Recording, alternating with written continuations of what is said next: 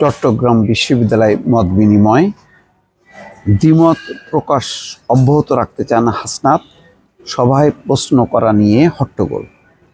এমন একটি রিপোর্ট প্রথম আলোতে প্রকাশ করা হয়েছে। বোঝা যাচ্ছে যে ছাত্রদের যেই আন্দোলন, যেটি শেখ হাসিনা বিরোধী আন্দোলন ছিল, যেটি পতন আন্দোলনে পরিণত হয়। তারপর 5ই আগস্ট শেখ হাসিনার পতন হয়েছে, কিন্তু ছাত্ররা এখনো মাঠে আছে, ছাত্র নেতৃবৃন্দ মাঠে আছে। তারা এখন একটি নতুন রাজনৈতিক সমীকরণের দিকে তারা এগোচ্ছেন এবং সেটি যে বেশ কঠিন এটা কিন্তু পরিষ্কার হচ্ছে। প্রথম দিনই বলতে গেলে আজকে যেই তারা নাগরিক কমিটি গঠন করেছে শহীদ মিনারে, সেখানে কমিটি গঠন করেছে এবং দুজন আজকে দুই প্রান্তে গেছেন, চট্টগ্রামে গেছেন হাসনাত আবদুল্লাহ এবং আরেকজন সার্জিস আলম সম্ভবত ঢাকার বাইরে আরেকটি জায়গায় গেছেন। তো এখন যেই সংগঠিত করা সবাইকে, এটা বেশ কষ্টসাধ্য হয়ে উঠছে এবং তার একটা বহিঃপ্রকাশ কিন্তু দেখা গেল চট্টগ্রাম বিশ্ববিদ্যালয়ে। অথচ দেখেন কত আবেগ নির্ভর ছিল শেখ হাসিনার পতন আন্দোলনে। এখানে কোনো ভেদাভেদ ছিল না, সবার একটাই লক্ষ্য ছিল যে শেখ হাসিনার পতন। কিন্তু এখন কিন্তু বেশ জটিল সমীকরণ নিয়েছে, কেননা সরকার পতন আন্দোলনে অনেকগুলো রাজনৈতিক শক্তি মাঠে আছে, জামাত আছে, বিএনপি আছে, অনেকগুলো রাজনৈতিক শক্তি। এর মধ্য থেকে ছাত্ররা আবার নিজস্ব দর্শন নিয়ে এগোতে চাচ্ছে, এগোতে গিয়েই কিন্তু নানা রকম প্রতিবন্ধকতা তৈরি হচ্ছে। এখানে যে খবর বলা হচ্ছে তাতে বলা হচ্ছে যে আমাদের সঙ্গে সহমত প্রকাশ করতে হবে, এটা চাই না। আমরা চাই দ্বিমত প্রকাশ অব্যাহত থাকুক, দ্বিমত প্রকাশের মধ্য দিয়ে আমরা সমাধানে পৌঁছাতে পারবো, অন্যথায় সম্ভব না। রোববার দুপুরে চট্টগ্রাম বিশ্ববিদ্যালয়ের এক মত বিনিময় সভায় এই কথা বলেন বৈষম্য বিরোধী ছাত্র আন্দোলনের অন্যতম সমন্বয়ক হাসনাত আবদুল্লাহ। সেই সভায় সমন্বয়কদের বিভিন্ন বিষয়ে প্রশ্ন করা নিয়ে হট্টগোল ও হাতাহাতি হয়। ছাত্র জনতার অভ্যুত্থান পরবর্তী রাষ্ট্র সংস্কার নিয়ে বিশ্ববিদ্যালয়ের শিক্ষার্থীদের সঙ্গে এই সভা হয়। বৈষম্য বিরোধী ছাত্র আন্দোলন চট্টগ্রাম বিশ্ববিদ্যালয়ের ব্যানারে সমাজ বিজ্ঞান অনুষদের মিলনায়তনে এই সভার আয়োজন করা হয়। এক শিক্ষার্থী প্রশ্নের জবাবে সমন্বয়ক হাসনাত আবদুল্লাহ বলেন, আমরা এখনই রাজনৈতিক দল গঠন করব কি করব না এটা বলছি না, তবে আমরা যদি গঠন করি তাহলে আমাদের রাজনৈতিক মতাদর্শ কেমন হবে, এই মতাদর্শ নিয়ে আমাদের চিন্তা ভাবনা করতে হবে, নয়তো একটা প্রশাসনিক ফ্যাসিস্ট কাঠামো তৈরি হবে।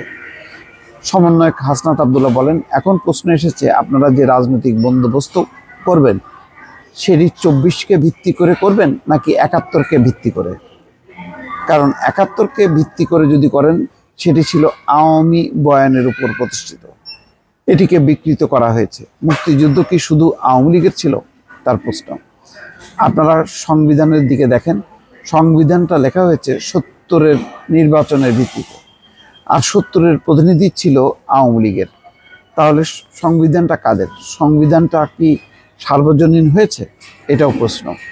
হাসনাত আবদুল্লাহ বলছেন, এগুলো নিয়ে অনেক আলোচনা হতে পারে, বিতর্ক হতে পারে, আপনাকে সিদ্ধান্ত নিতে হবে, আপনাকে চিন্তা করতে হবে।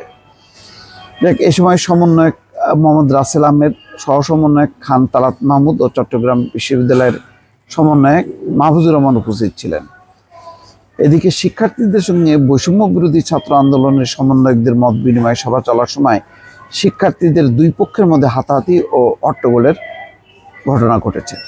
শিক্ষার্থীদের বক্তব্যের প্রেক্ষিতে বেলা 2টার দিকে এই ঘটনা ঘটে।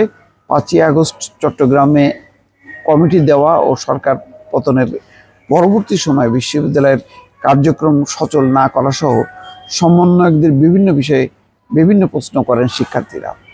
এ সময় ইসলামিক অধ্যয়ন বিভাগের স্নাতকোত্তর সাখাওয়াত হোসেন নামের এক শিক্ষার্থী সমন্বয়কের পক্ষ নিয়ে বলেন, আমাদের আস্থার ভরসার জায়গা ছিল আমাদের সমন্বয়ক ভাইয়েরা।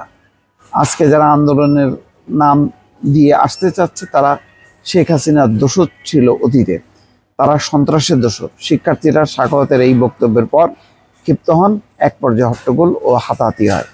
ইংরেজি বিভাগের স্নাতকোত্তর জমির উদ্দিন, পদার্থবিদ্যা বিভাগের স্নাতকোত্তর জগলুল আহমেদ ও চতুর্থ বর্ষের মোহাম্মদ রাফসান ও তৃতীয় বর্ষের আলিম খানের দাবি, সমন্বয়কদের কর্মকাণ্ড ও বর্তমান সময় বিবেচনায় এই কমিটির প্রয়োজন রয়েছে কিনা এসব নিয়ে প্রশ্ন করলে তাদের উপর হামলার চেষ্টা করা হয়। তবে কিছুক্ষণের মধ্যে সমন্বয়ক হাসনাত আবদুল্লাহর অনুরোধে পরিস্থিতি নিয়ন্ত্রণে আসে। তার মানে নানা রকম প্রশ্ন, নানা রকম বিষয়ে কিন্তু রয়েছে। আগে যেমন শুধু ছিল এক দফা হাসিনাকে হটাও, এখন কিন্তু এক দফা না, এখন হচ্ছে জটিল রাজনীতি। সেই রাজনীতির দর্শন কি, ভিত্তি কি, এটার ধরন কি, এগুলো নিয়ে নানা রকম কিন্তু প্রশ্ন এখন আসছে। সেগুলো সমাধান করে এগোনো সত্যি কষ্টকর। অর্থাৎ দেশ স্বাধীন করা যতটা সহজ, দেশটাকে রক্ষা করা, তার উন্নয়ন ঘটনা যে অনেক কঠিন, অন্তত এই পরিস্থিতি সেটি সামনে নিয়ে আসছে। দর্শক ভালো থাকবেন, আল্লাহ হাফিজ।